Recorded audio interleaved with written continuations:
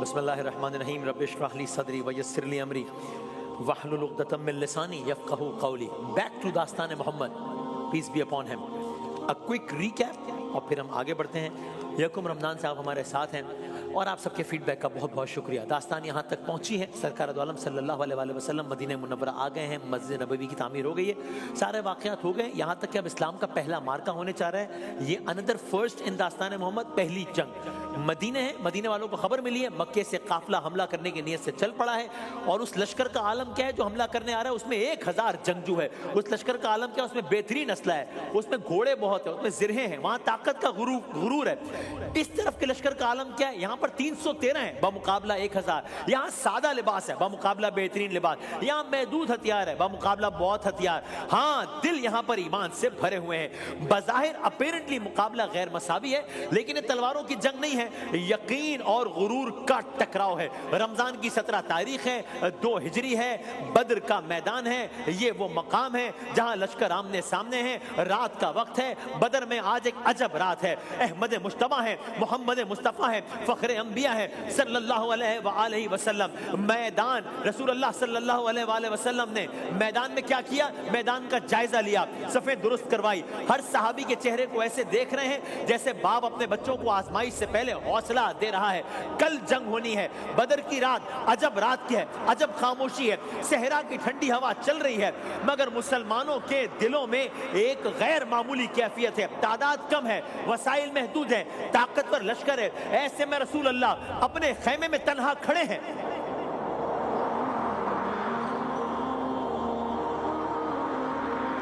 اور آگے کا منظر دل ہلا دینے والا ہے. رسول اللہ خیمے میں تنہا کھڑے ہیں, بدر کا میدان ہے, ہاتھ بلند ہیں, آنکھوں میں آنسو ہیں, آواز میں عاجزی ہے, اور عاجزی ایسی ہے کہ دل پگھل جائے.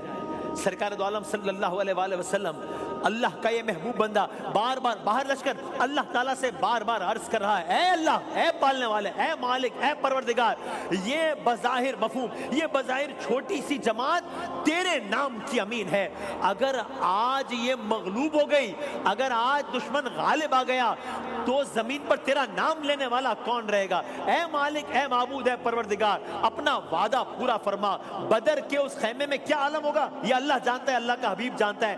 جہاں پر رسول اللہ صلی اللہ علیہ وآلہ وسلم آپ دیدہ ہیں, اللہ تعالیٰ سے دعا فرما رہے ہیں. اگلا مرحلہ کیا آیا آج عرض کرتے ہیں. یہاں یہ دعا ہوئی اور گویا قرآن کریم نے اسی لمحے کی طرف اشارہ کرتے ہوئے فرما دیا, آیت نازل ہوئی.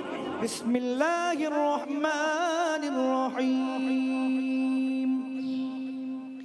اذ تستغیثون ربکم فاستجاب لکم انی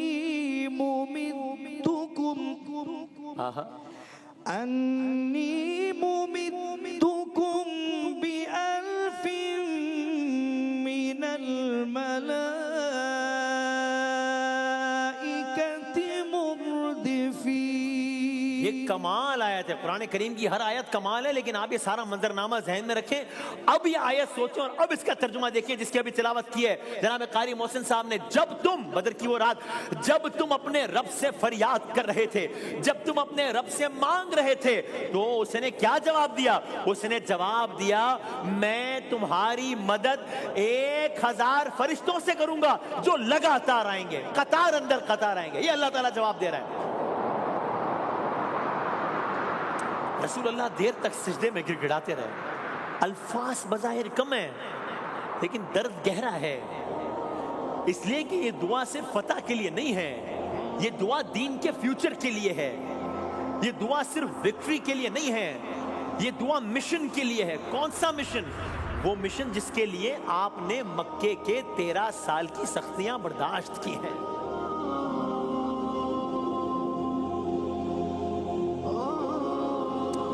رات ختم ہونے جا رہی ہے, رات ڈھل رہی ہے, بڑا دن آنے والا ہے. کل بہت بڑا دن ہے, کل بہت اہم دن ہے. کل گویا ملٹری اعتبار سے پہلا ٹیسٹ ہے, پہلا ٹیسٹ ہے کل ملٹری اعتبار سے. بدر کی یہ رات اپنے اندر بہت جذبات, بہت کیفیات, بہت الفاظ, بہت کچھ سمیٹے ہوئے ختم ہو. 17 रमजान मुबारक का सूरज तुलू हुआ। सूरज तुलू हो गया है, अब मैदान बदर एक नया मंजरनामा पेश कर रहा है। आज क्या होगा? आज वो होगा जो आज से पहले नहीं हुआ है।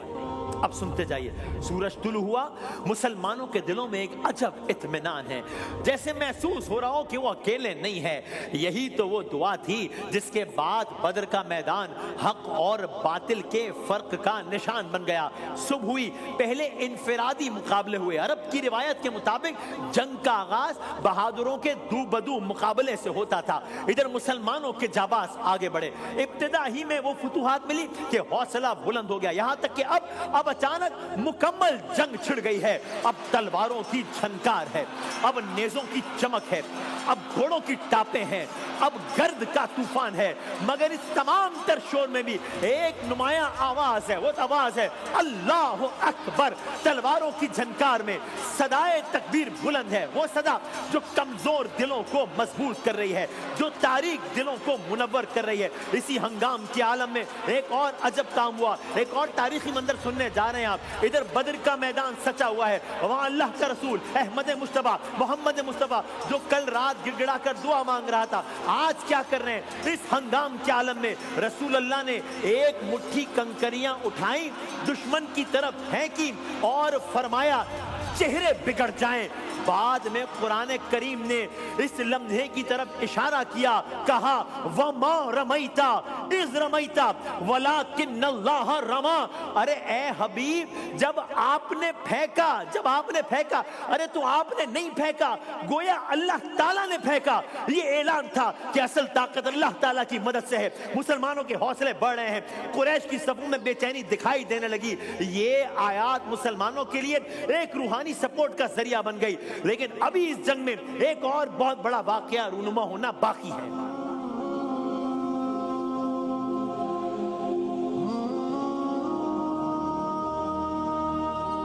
ऐसा क्या होना है अब इस जंग में? इतना कुछ तो हो गया, नुज़ूल आयात हो गया है, मदद आ गई है, आयात आ गई हैं, कंकरियां फेंकी गई हैं। रब्बे ताला कह रहे गोया हमने वमा रमैता इज़ रमैता, अरे वलाकिन्नल्लाह रमा, ये रमी हमने की है। लेकिन एक और वाकया हो रहा है, वो क्या है? इस जंग में कुफ्फार के लश्कर में एक शख्स शामिल है। ये कुरैश में अपने तौर पर बड़ा नामी गिरामी है, इसे अबू जहल कहते हैं। हाँ, अबू जहल, जिसके वाक़यात आप सुन चुके हैं दास्तान मोहम्मद में। सो बदर का मैदान अभी गर्दो गुबार से अटा हुआ है, भरा हुआ है। तलवारों की झनकार कभी कम होती है, कभी बढ़ती है। अब तलवारों की झनकार आहिस्ता आहिस्ता कम हो रही है, लेकिन जंग की शिद्दत अभी बाकी है। कुरैश के लश्कर का सबसे बड़ा गुरूर अबू जहल मैदान बदर में मौजूद है। वही शख्स जिसने बरसों रसूलुल्लाह सल्लल्लाहु अलैहि वसल्लम की मुखालिफत की है, वही जिसने मुसलमानों को बहुत सताया है, वही जिसने हमेशा तकब्बुर से कहा है कि मैं नऊजुबिल्लाह मोहम्मद की दावत को खत्म कर दूंगा सल्लल्लाहु अलैहि वसल्लम, नऊजुबिल्लाह। इस दिन भी ये बदबख्त गुरूर के साथ लश्कर में घूम रहा है। ऐसे घूम रहा है जैसे फतह इसके कदम चूमने वाली है। लेकिन तकदीर का फैसला कुछ और है। मदीने के दो नौजवान हैं, कम उम्र हैं लेकिन गैर मामूली ईमान वाले नौजवान हैं। हजरत मुआज बिन अम्र रजी अल्लाह ताला अन्हु, हजरत मुआज बिन अफरा रजी अल्लाह ताला अन्हु ये पहले ही मालूम कर चुके हैं अबू जहल कहां है, और वो अबू जहल को इस्लाम दुश्मनी की अलामत समझते हैं। इन्हें वो नजर आया, दोनों ने बेखौफ होकर उस पर हमला किया। मुकाबला हुआ, मजीद मुकाबला हुआ, शदीद मुकाबला हुआ, मगर आखिरकार अबू जहल जख्मी होकर जमीन पर गिर पड़ा। वो शख्स जो कभी ताकत का इस्तिआरा था, अब रेत पर बेबस पड़ा है। जंग के इख्तिताम के करीब हजरत अब्दुल्लाह बिन मसूद रजी अल्लाह ताला अन्हु मैदान का जायजा ले रहे हैं। अचानक उन्होंने देखा अबू जहल जख्मी हालत में पड़ा है।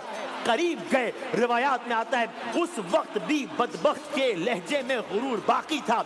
हजरत अब्दुल्लाह बिन मसूद ने उसका अंजाम मुकम्मल किया।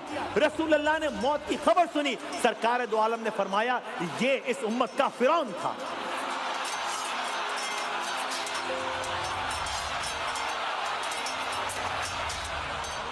उम्मत के महबूब कह रहे हैं उम्मत का फिरौन था। اور یہ اپنے اینڈ تک پہنچ گیا ہے. جو تکبر کی علامت تھا, جو ظلم کی علامت تھا, جو ضد کی علامت تھا, امت کے حبیب کا لشکر سرخرو ہو رہا ہے. یہ منظر اس کی موت کا صرف ایک شخص کی موت نہیں ہے, یہ ایک دور کے غرور کا خاتمہ ہے. مکے میں جس کا نام سن کر لوگ دب جاتے تھے, بدر میں وہ بے بس پڑا ہے. قریش کی صفیں ڈگمگانے لگی ہیں, کچھ پیچھے ہٹنے لگے ہیں, اور وہ لشکر جو غرور کے ساتھ آیا تھا اب وہ لشکر منتشر ہو رہا ہے. مسلمانوں کے لیے یہ خوشگوار حیرت کا لمحہ ہے, مسلمانوں کے لیے یہ شکر کا لمحہ ہے. انہیں یقین ہو گیا ہے کہ یہ کامیابی صرف ان کی طاقت سے نہیں, بلکہ یہ کامیابی اللہ تعالیٰ کی مدد سے ملی ہے.